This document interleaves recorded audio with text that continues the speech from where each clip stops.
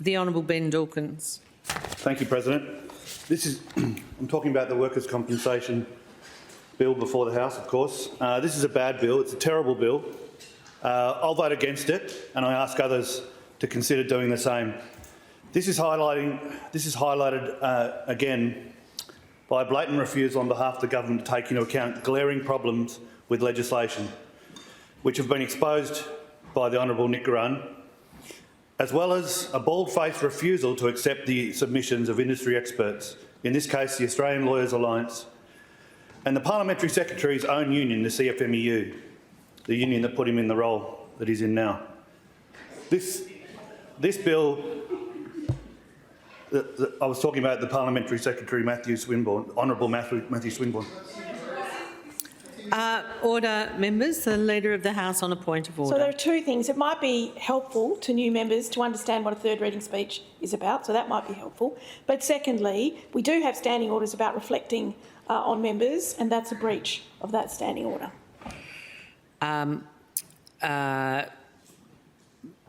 Honourable Member, I think that there are a number of factors that need to be considered in this. I will, at this stage, invite the Honourable Member to direct his remarks to the Chair and to remain focused on the content of his third reading speech, and also to consider the particular requirements in the standing order of third reading speech.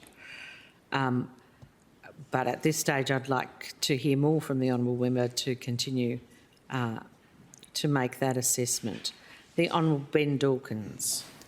It may be that my friends on the other side were referring to the Minister, Minister Johnson, who brought this bill in, and not the Parliamentary Secretary, so that might be what they're referring to. In any case, this bill is a rip-off. It rips off injured workers to the benefit of insurers, big miners and big employers in general.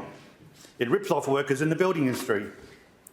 Again, I'll just say these are the workers from the Parliamentary Secretary's own union. Order, Member. You have already been asked to consider reflecting on members in your contribution. I invite you to stay focused on the contents of the third reading in order to do that effectively. The Honourable Ben Dawkins. The CFMEU does not support the clauses in this bill that I'm talking about. This bill abandons the workers in Western Australia. The last time I checked, the Labor Party was a party for the workers. What has happened to the social contract that should exist, whereby elected MPs serve the people that put them into power? Leader of the House.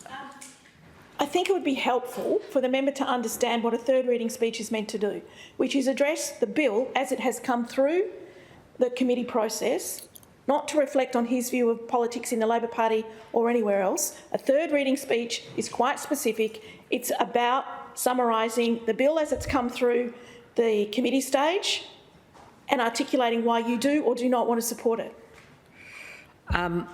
Thank you, Leader of the House. You are quite correct in your interpretation, as I understand it, of Standing Order 141. I remind the Honourable Member of the limited scope of third reading debates and that, in particular, contributions should be limited to the contents of the bill as the Council has agreed to it in second reading debate, and not venture outside those very tight confines. I note that this is the second time I've had to draw attention to the Honourable Member about the scope as considered in Standing Order 141, and I will remind the Honourable Member to remain within the scope. Otherwise, your contribution will be ruled out of order. The Honourable Ben Dawkins. Thank you, President. So I can talk about the submissions from experts. Okay. All right. I'll go a bit further down. So what I'm talking about in the first instance is clause 12, which talks about the coverage of the worker, the redefinition of workers, President. So the words are clear. The Parliamentary Secretary has said that it's not the government's intention to exclude workers. Okay, but the words are clear. Contractors are excluded by this clause, clause 12. So this is confirmed, but I'll read you that clause. So you're covered if you're a worker, except if the work is not work in the course or incidental to a trade or business regularly carried out on by the individual in the individual's own name or another business or firm name. So we're talking about contractors being excluded.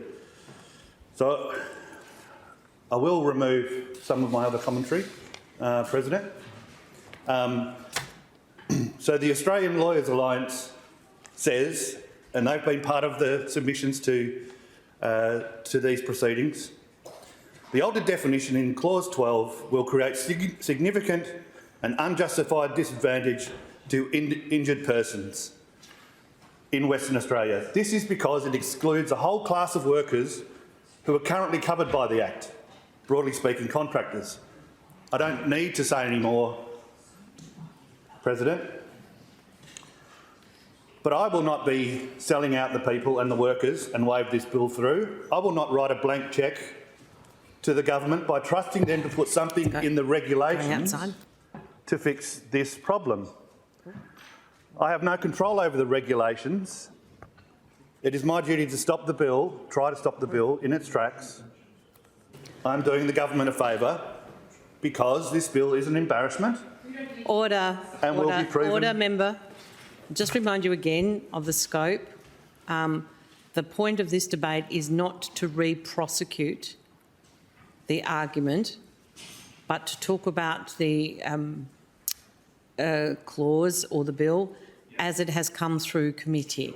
So not to re-prosecute the argument. Well, okay, yes, President. I will go to the section on psychological harm.